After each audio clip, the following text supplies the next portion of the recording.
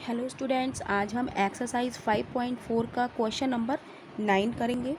Find the angle measure between the hand of a clock in each figure. ये हमें figure दी गई है और इसमें हमें एंगल नापना है कि कितना एंगल बन रहा है इसमें। ठीक है, तो ये दो हमारी हैंड है, दो हमारी क्लॉक है। इसमें ये वाली जो सुइयाँ हैं तो इनके बीच में हमें एंगल फाइंड करना है। तो हम कैसे करेंगे? तो हम जानते हैं कि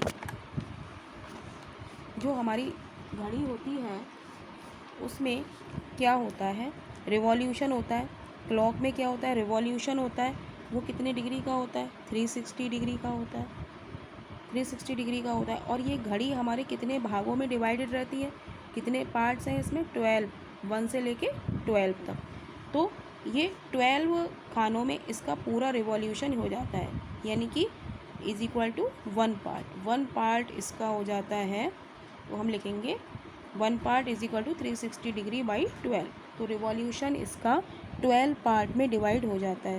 तो 12 तियाँ 36, यानी कि एक पार्ट की हमारी वैल्यू कितनी आ गई? 30 डिग्री, राइट।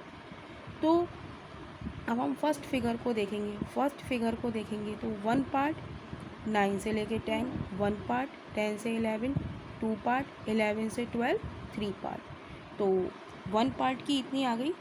तो 3 पार्ट की वैल्यू, 3 पार्ट की वैल्यू कितनी होगी? 3 पार्ट की वैल्यू होगी 3 क्रॉस 30 डिग्री, यानी कि 90 degree is equal to 3 part. तो हमारे फर्स्ट जो 9 AM है इसमें हमारा कितना एंगल बन रहा है? 90 डिग्री का।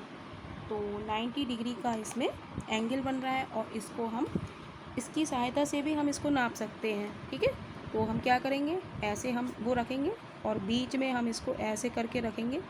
तो देखिए ये जो हमारा एंगल आ रहा है ये भी कितने डिग्री का आ रहा है? 90 डिग्री का आ रहा है। ये रे हमारी पूरी जा रही है ना 90 पे, 90 पे ये पूरी रे जा रही है। तो ये एंगल हमारा कितने का है? 90 डिग्री का। अब हम देखेंगे सेकंड पार्ट। सेकंड पार्ट में क्या है? अब ये हमारी सुई कहाँ से चली? 12 और 1 के बीच में है। तो एक पार्ट की हमारी वैल्यू कितनी हो गई? 1 पार्ट की हमारी वैल्यू कितनी है? 30 डिग्री। तो यानी कि इस क्वेश्चन का आंसर, इसमें कितना एंगल बन रहा है? 30 डिग्री का। और इसमें कितना बन रहा है? 90 डिग्री का।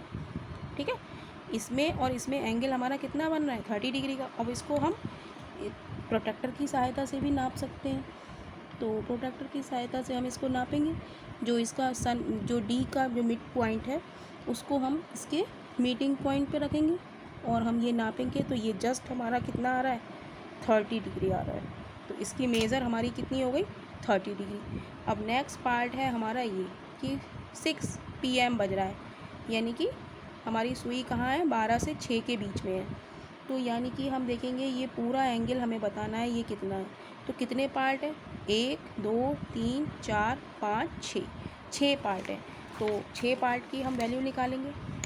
6 पार्ट की हम वैल्यू निकालेंगे तो 1 पार्ट की हमारी इतनी है 30 डिग्री।